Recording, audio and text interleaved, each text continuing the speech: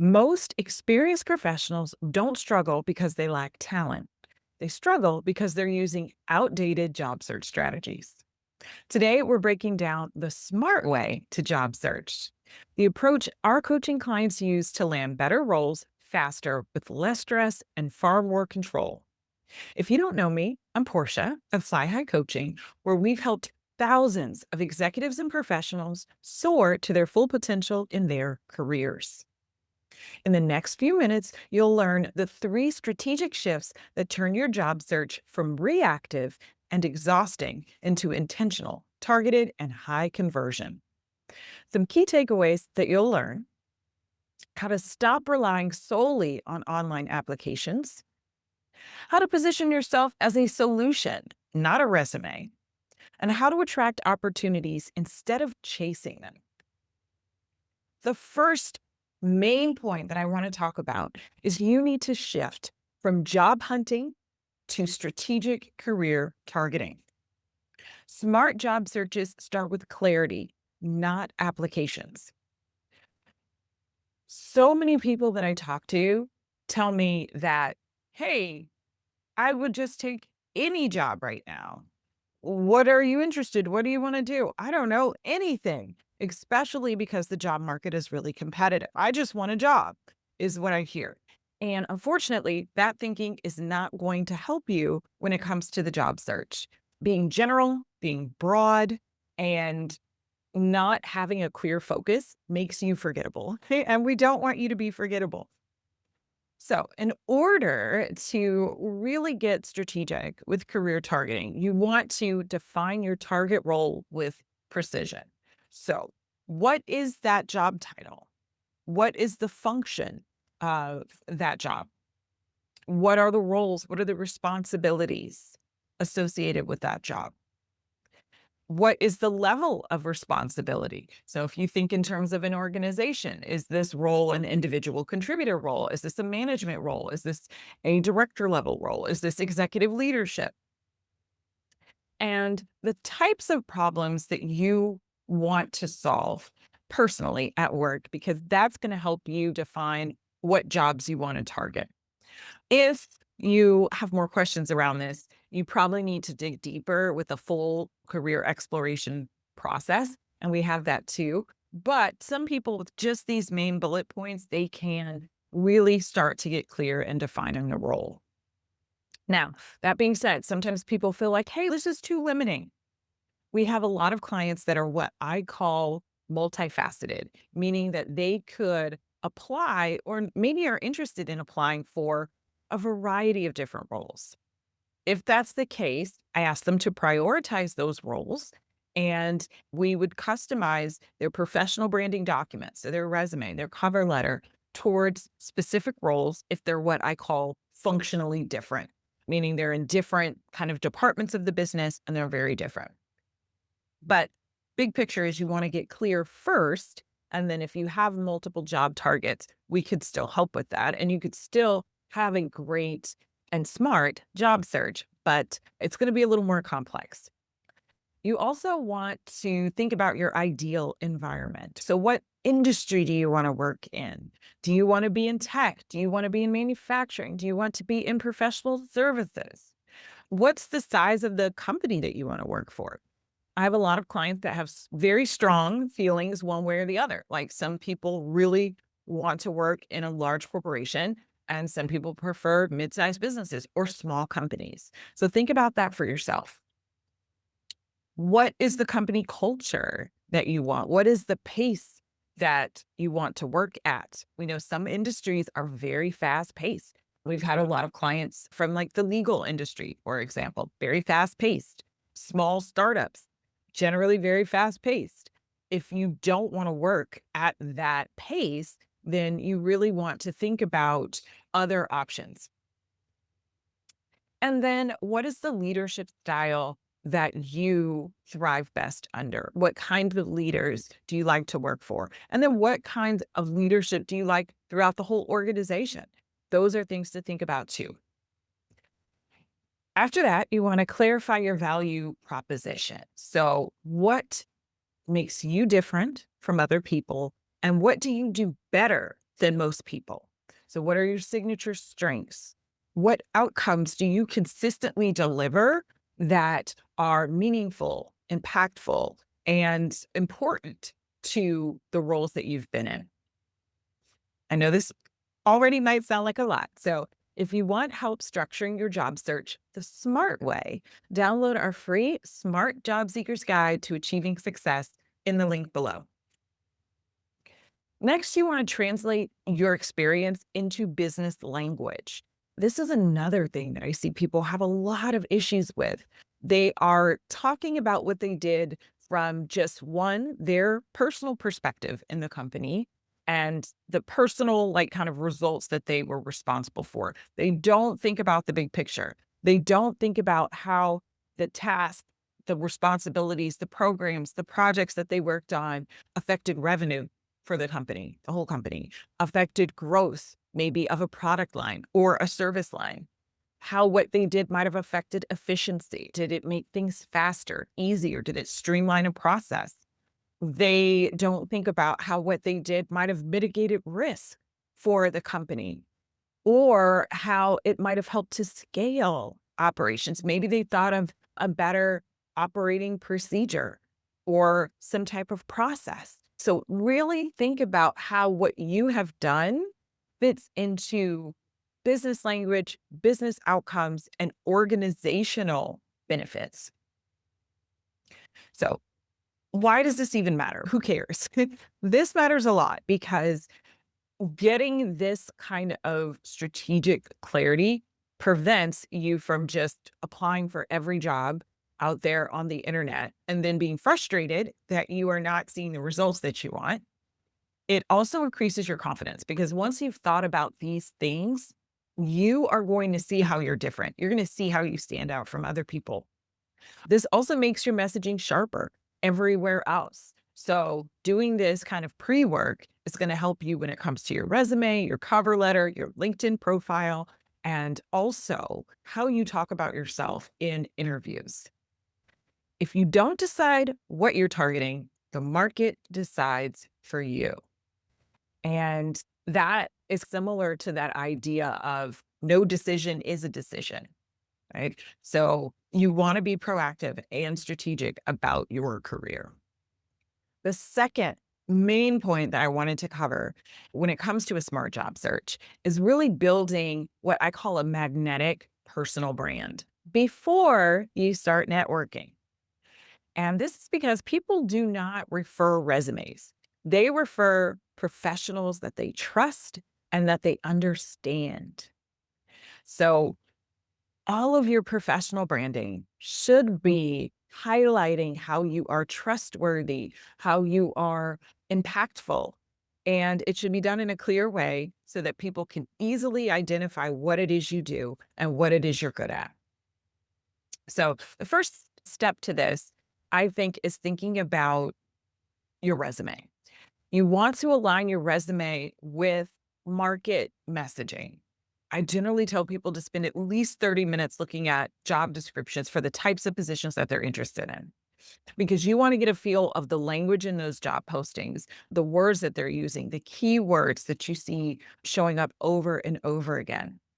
When it comes to your resume, you also want to lead with impact. So it shouldn't just be a list of tasks. That's one of the biggest mistakes that I see with resumes. They read like a compilation of job descriptions. Someone has, in essence, copied and pasted their job description into their resume.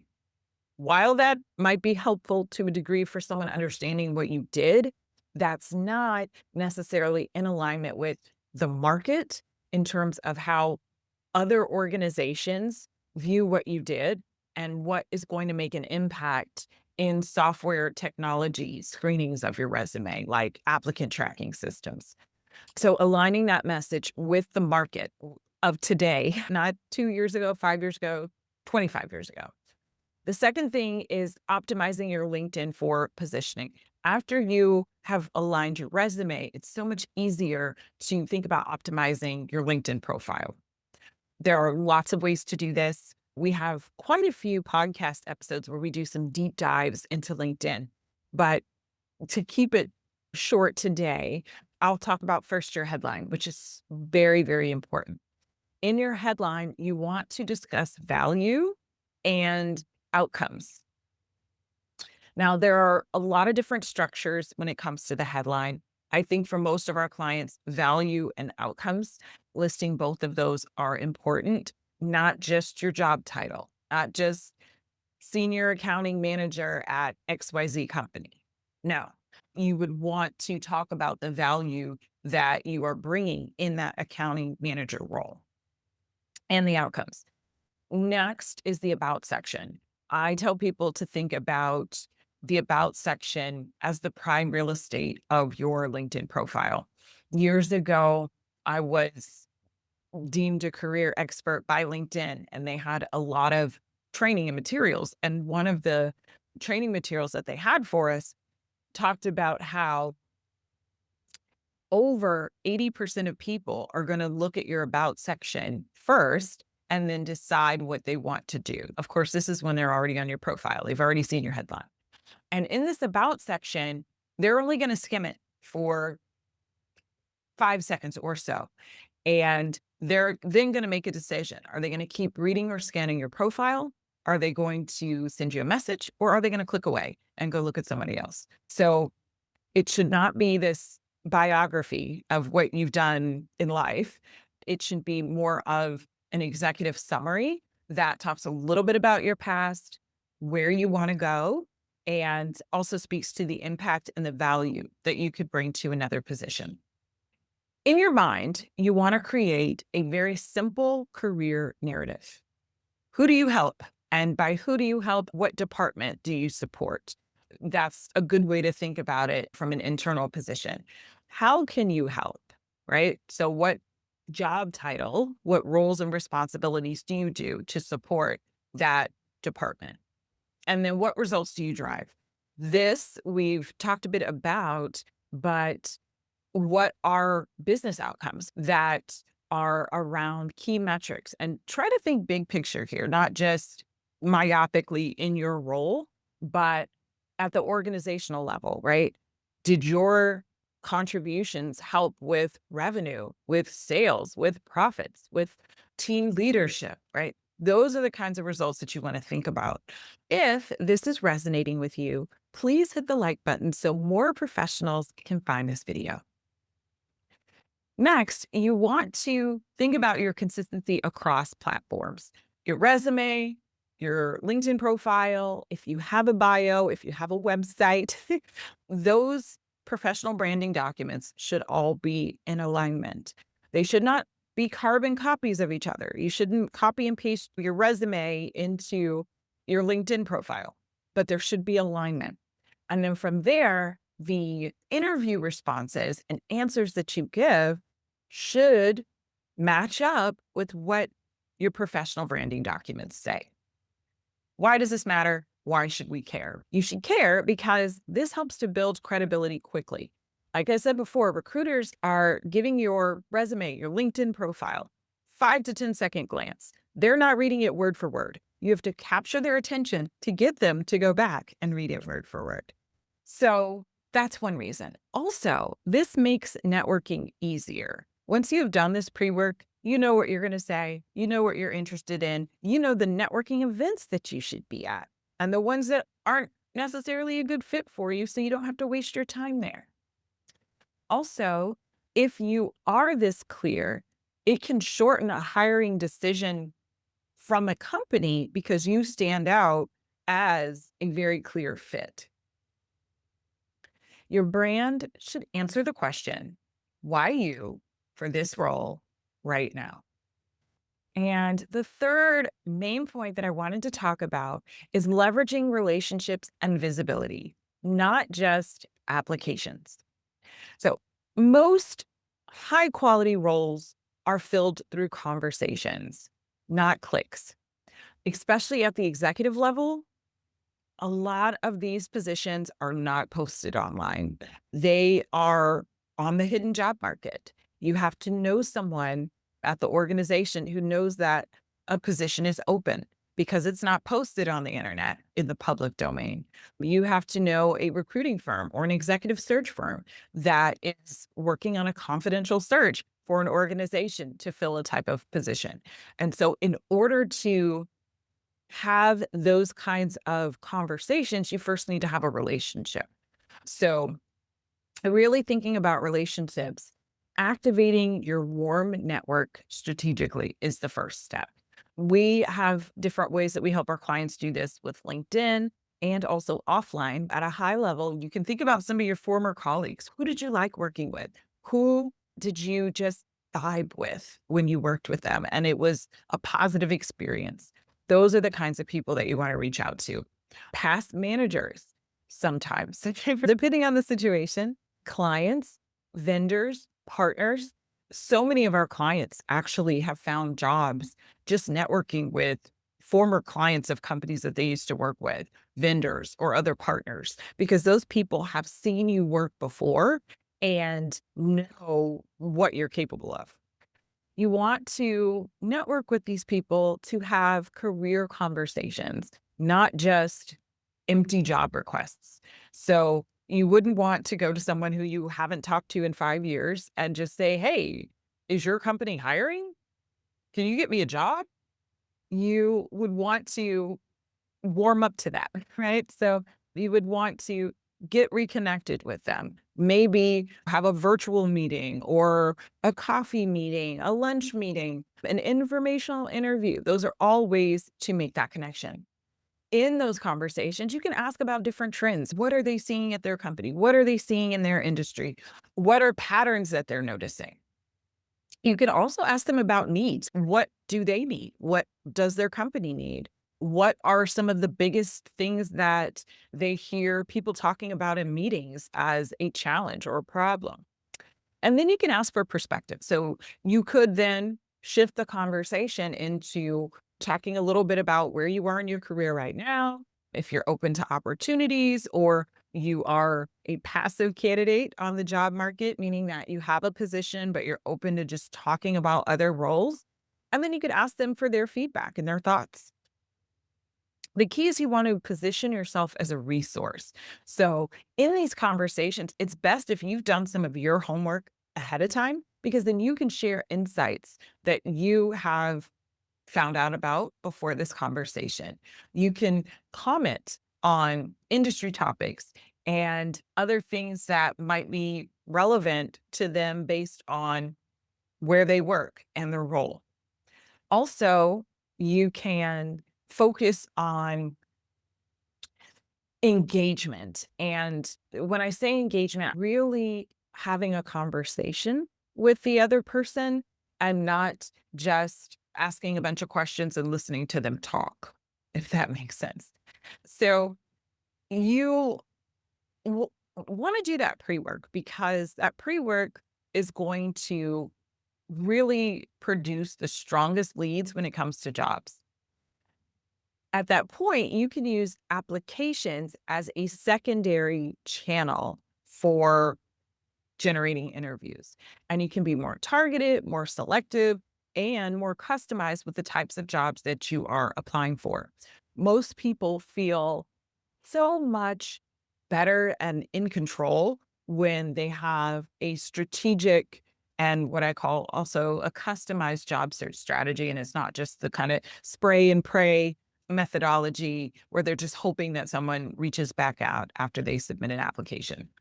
This matters because this really allows you to access the hidden job market. So, those jobs that aren't posted on the internet, there's less competition for those because those jobs are not in the public domain where everyone can see them and everyone can apply. And these are generally higher quality opportunities. So, it's really important to work your network in a strategic way. The goal isn't more applications, it's inspiring more advocates for you. So, to recap, you want to get clear on your target when it comes to jobs. You you also want to build a strong, consistent personal brand. And you want to use relationships and visibility to create opportunities, even if those opportunities are on the hidden job market. A smart job search isn't about working harder, it's about working with intention. If you want help structuring your job search the smart way, download our free Smart Job Seekers Guide linked below.